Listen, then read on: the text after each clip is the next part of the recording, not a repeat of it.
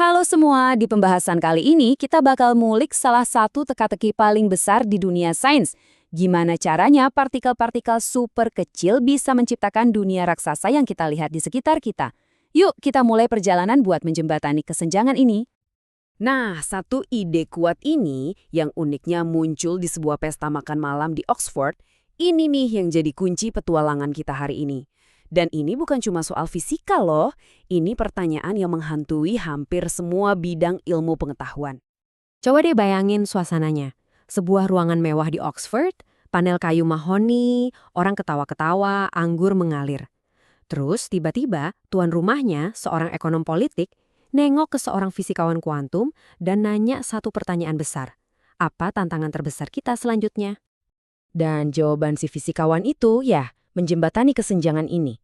Jadi, apa sih sebenarnya mikro dan makro itu? Gampangnya gini deh, mikro itu ya bagian-bagian kecilnya. Satu atom, satu pilihan individu, atau bahkan satu sel saraf di otak kita. Nah, makro itu sistem raksasa yang muncul dari kumpulan bagian-bagian kecil tadi. Suhu dari seluruh awan gas, pergerakan pasar saham, atau bahkan kesadaran manusia itu sendiri. Misteri terbesar sains ada di sana. Oke, untuk mulai petualangan ini, tempat paling pas ya, di fisika, ilmu yang paling dasar kan? Mungkin kalian mikir, fisika pasti udah bereslah sama masalah ini. Tapi, nanti kita lihat, bahkan di sini pun jurangnya itu dalam banget. Penulis yang jadi sumber kita ini ingat banget satu momen ajaib waktu SMA.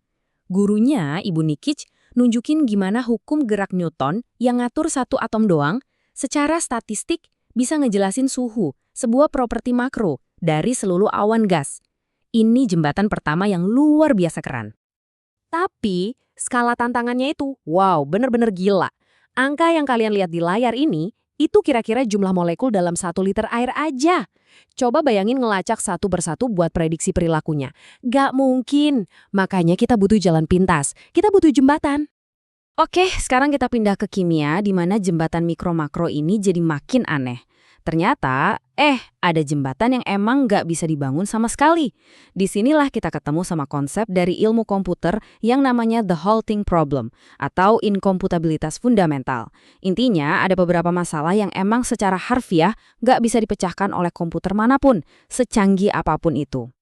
Nah, ini implikasinya buat kimia tuh gila banget. Artinya, buat prediksi hasil beberapa reaksi molekul, itu gak ada jalan pintas komputasinya. Satu-satunya cara buat tahu apa yang bakal terjadi ya udah campurin aja bahan-bahannya terus liatin sendiri. Hasilnya bener-bener gak bisa diprediksi dari awal. Oke, dari sini kesenjangannya bukan lagi jurang biasa, tapi udah jadi nganga lebar banget. Kita masuk ke biologi, dan pertanyaan terbesarnya, dari mana asal mula kehidupan itu sendiri? Ini dia nih, misteri intinya.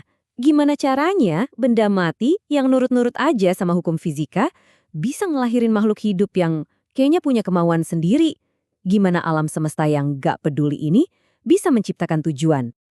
Nah, slide ini ngejelasin perbedaannya dengan pas banget. Benda mati itu ya cuma ngikutin aturan. Batu kan nggak punya pilihan selain jatuh. Tapi burung, dia memanfaatkan hukum aerodinamika, gravitasi, biologi buat mencapai tujuannya. Terbang. Dia kayak ngehack aturannya. Tapi, walaupun kelihatannya hidup itu punya kemauan sendiri, dia tetap terikat sama hukum fisika dasar. Kayak yang ditunjukin sama ilmuwan Darcy Thompson, ada alasannya kenapa kaki gajah itu tebal banget dan kenapa paus bisa segede itu. Fisika skala yang nentuin batasannya. Jadi, hidup itu harus pintar-pintar berinovasi di dalam aturan main yang udah ada. Sekarang kita geser lagi ke ilmu sosial. Di sini unit mikro kita adalah manusia.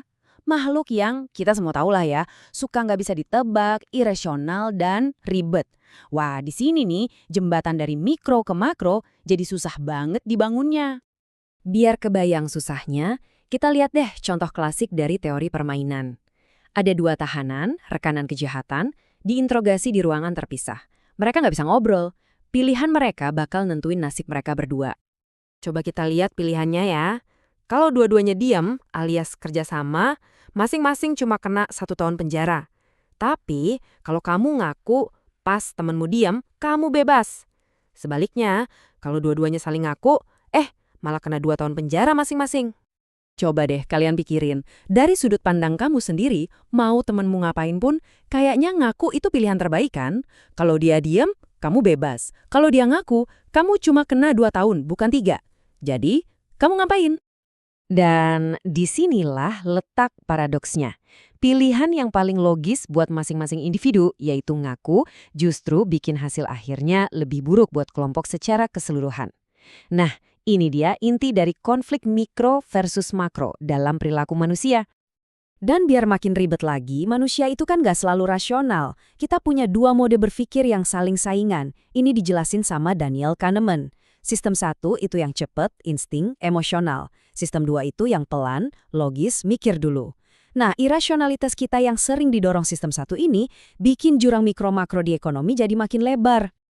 Oke, kita udah jalan-jalan jauh nih, dari atom sampai ekonomi. Kita udah lihat jurang yang sama ini muncul lagi dan lagi.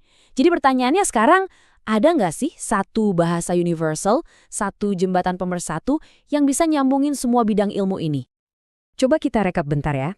Di fisika, kita lihat masalah skala, di kimia, masalah komputasi, di biologi, soal munculnya tujuan, dan di ekonomi, masalah rasionalitas. Semuanya ini pada dasarnya adalah versi yang beda-beda dari masalah mikro ke makro yang sama. Kandidat pertama kita buat teori pemersatu ini adalah termodinamika.